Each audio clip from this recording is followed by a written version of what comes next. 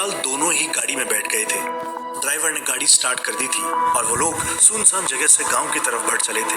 रिद्धिमा को इस तरह से छोटे गांव में रहना और वहां के माहौल के बारे में कुछ भी पता नहीं था।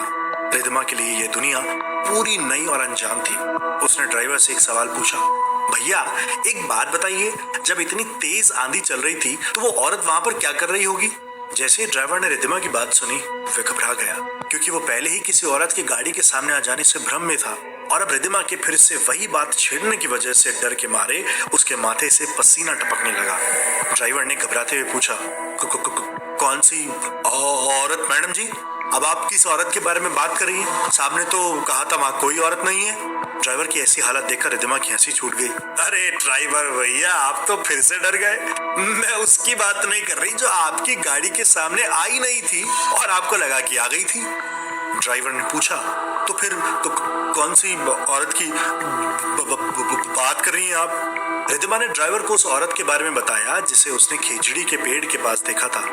अरे अभी जब मैं उस पेड़ के पास गई थी ना, तो वहां पर एक औरत मिली थी मुझे। मैंने उससे कहा कि यहाँ क्यों भटक रही हो, तो कुछ बोली नहीं, लंबा घूंघट निकाला और भाग गई वहां से। इस बार कुणाल ने रिद्धिमा से पूछा, मैंने तुम्हें किसी से बात करते हुए देखा था। मैं तुमसे पूछने वाला था, मुझे वहां पर कोई नजर नहीं आया, शायद वहां पर धूल ज्यादा थी इसीलिए। रिद्धिमा ने कुणाल की बात का जवाब दिया। हाँ कुणाल, हो सकता है धूल की वजह से आप नहीं देख पाए। गांव की औरत थी वहां पर, लेकिन जब बात करने की कोशिश करी तो शर्मा गई और वहां से भागकर कुछ बिना बोले चली गई। ड्राइवर जो अब तक चुपचाप कुणाल और रिद्धिमा की बात सुन रहा था, उसने रिद्धिमा को समझाने के अंदाज में कहा, एक बात कहूं आपसे, आप शहर के लोग हैं साहब, पता नहीं मेरी बात मानेंगे या नहीं, लेकिन मुझे तो बहुत बड़ी गड़बड़ लगती है। वो औरत जरूर कोई भूतनी होगी, भूतनी। जैसे ही ड्राइवर ने ये बात कही, रिद्धिमा जोर जोर से हंसने लगी। कुणाल के चेहरे पर भी मुस्कुराहट थी। कुणाल ने रिद्धिमा को इस तरह हंसने से मना किया। क्या कर रही हो रिद्धिमा, ड्राइवर को बुरा लगेगा। लेकिन ड्राइवर रिद्धिमा की बात का बुरा नहीं मान रहा था, बल्कि वह तो रिद्धिमा को समझाने की कोशिश कर रहा था।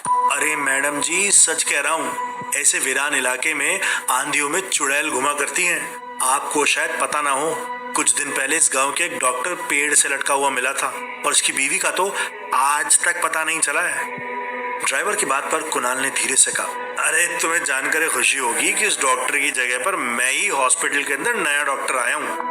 ड्राइवर कुणाल की बात सुनकर बुरी तरह से चौंक गया था। क्या बात कर रहे हो साहब? लेकिन आप, एक बात आपसे कहूँ, वो सरकारी क्वार्टर में रहने मत जाना आप। अरे उसी क्वार्टर में तो मरे मिले थे डॉक्टर साहब, मुझे लगता है उनकी आत्मा भी वहीं भटक रही है। रिद्धिमा को ड्राइवर की अनोखी कहानियां सुनने में बड़ा मजा आ रहा था, क्योंकि शहर की पढ़ी लिखी लड़की होने की वजह से रिद्धिमा इन सब अंधविश्वास से भरी बातों में भरोसा नहीं करती थी। उसे ऐसा लग रहा था जैसे ड्राइवर कोई मनोरंजन वाली कहानियां सुना रहा है। अरे कुछ और बताइए ना भैया, आपकी बातें बड़ी मजेदार है, ऐसा लग रहा है जैसे कोई मजेदार नॉवल पढ़ रही हूँ। रिद्धिमा की बात सुनकर ड्राइवर भी हंसने लगा। वह समझ गया था कि रिद्धिमा उनकी बातों पर बिल्कुल भी भरोसा नहीं करने वाली है। अरे मैडम, आपको मेरी बातें मजाक लग रही है? चलिए कोई बात नहीं, जब आप कुछ दिन उस गांव में रहेंगी ना, वहां के लोगों से बात करेंगे तो आपको खुद पता चल जाएगा कि मैं कुछ झूठ नहीं बोल रहा हूँ। ये लो, हम गांव पहुंच भी गए। रिद्धिमा ने कार के शीशे नीचे करके कार की विंडो से बाहर आंखें फाड़ फाड़ कर गांव में फैले हुए सन्नाटे को देखा। आंधी अभी भी धीरे धीरे से चल रही थी।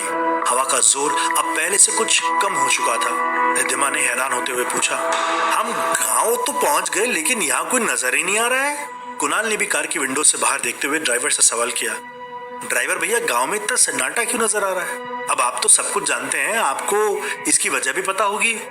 ड्राइवर ने मुस्कुराते हुए कहा, अरे साहब, शाम ढलने को आई है, देखिए ना, अब तो अंधेरा भी हो गया है और ऊपर से आंधी चल रही है ना। ऐसी आंधियों में इस गांव का एक भी इंसान घर से बाहर नहीं निकलता। जब से इस डॉक्टर के साथ हादसा हुआ है उसके बाद से तो बिल्कुल भी नहीं। कुणाल ने ड्राइवर को हॉस्पिटल चलने के लिए कहा। अच्छा ठीक है, अब आप एक काम करिए, गाड़ी हॉस्पिटल की तरफ ले चलिए। वहां पर हॉस्पिटल के स्टाफ का कोई आदमी है जो आज रात हमारे रुकने की व्यवस्था करेगा। रिद्धिमा ने क्यूरियोसिटी के साथ पूछा, वैसे कुणाल आज रात गांव में रहेंगे कहाँ? जहाँ तक मुझे पता अभी तक तो हमारे रहने का इंतजाम हुआ ही नहीं है।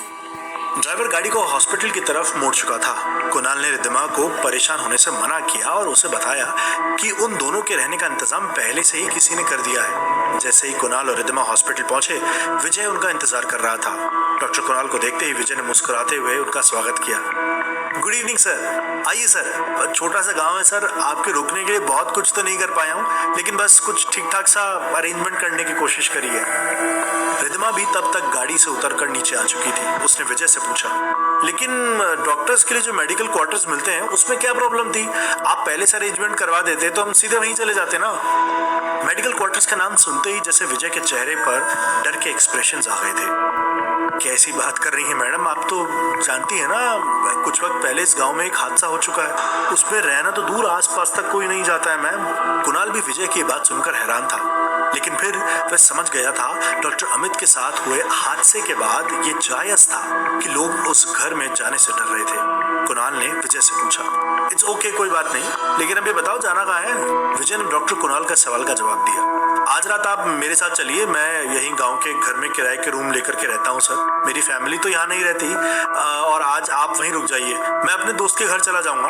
डोंट वरी, आपको किसी तरह की प्रॉब्लम नहीं होगी। विजय के कहने पर कुणाल और रिद्धिमा उसके घर पर उस रात रुकने के लिए चले गए। कुछ ही देर के बाद कुणाल और रिद्धिमा गहरी नींद में सो चुके थे। सुबह के लगभग 5 बजे के आसपास रिद्धिमा को अचानक से किसी के गाना गाने की आवाज सुनाई दी। ऐसा लगा जैसे कोई औरत बहुत मीठी आवाज में वहीं आसपास गाना गुनगुना रही थी।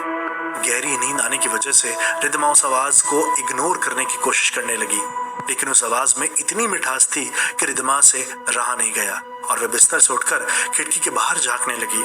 रिद्धिमा ने देखा कि घर के ठीक बाहर गली के मोड़ पर एक औरत पानी का मटका उठाए लंबा घूंघट किए चली जा रही थी। ये गाने की आवाज उसी औरत के पास से आ रही थी। रिद्धिमा ने अपने आप से कहा, कितनी मीठी आवाज है, गांव में भी कमाल का टैलेंट छुपा होता है। ठीक उस वक्त कुणाल की भी आंखें खुल गईं और रिद्धिमा को इस तरह खिड़की के पास खड़े देखकर कुणाल ने उससे पूछा, क्या हुआ रिद्धिमा, तुम ठीक हो ना? तुम्हारी तबीयत तो ठीक है ना? रिद्धिमा ने पलटकर कुणाल की तरफ देखा और हंसकर जवाब दिया, मैं तो बिल्कुल ठीक हूँ कुणाल, वो देखिए ना, वो औरत कितना अच्छा गाना गा रही है। कुणाल ने हैरान होकर के पूछा, किसकी बात कर रही हो तुम? मुझे तो किसी गाने की आवाज सुनाई नहीं दे रही है। रिद्धिमा ने कुणाल को खिड़की के पास आने का इशारा किया ताकि वह उस औरत को देख सके, लेकिन खिड़की के बाहर झांकने पर कुणाल को कोई नजर नहीं आया। कोई भी तो नहीं है वहां पर। रिद्धिमा ने कुणाल से कहा, लगता है जब तक आपने देखा होगा वो चली गई होगी। बहुत प्यारी आवाज थी कुणाल, अगर अगली बार वो यहाँ दोबारा से मिली ना तो मैं तो उसका गाना रिकॉर्ड कर लूंगी। कुणाल ने रिद्धिमा को ऐसा कुछ भी करने से मना किया। तभी कुणाल को याद आया कि रिद्धिमा ने अपनी दवा नहीं ली थी।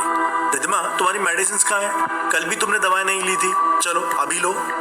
रिद्धिमा ने अपने हैंडबैग की तरफ इशारा करते हुए कुणाल से कहा, अब अगर तुम्हें मेरी इतनी फिक्र है तो खुद दे दो। कुणाल हंसते हुए रिद्धिमा का हैंडबैग उठाकर उसे खोलने लगा, लेकिन रिद्धिमा के हैंडबैग में कुणाल ने कुछ ऐसा देखा कि हैरानी से उसकी आंखें फटी की फटी रह गई।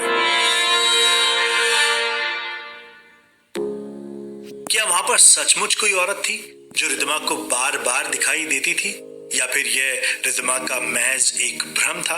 और ऐसा क्या था रिद्धिमा के हैंडबैग में जिसे देखकर कुणाल हैरान रह गया था? जानने के लिए सुनिए इस कहानी का अगला एपिसोड।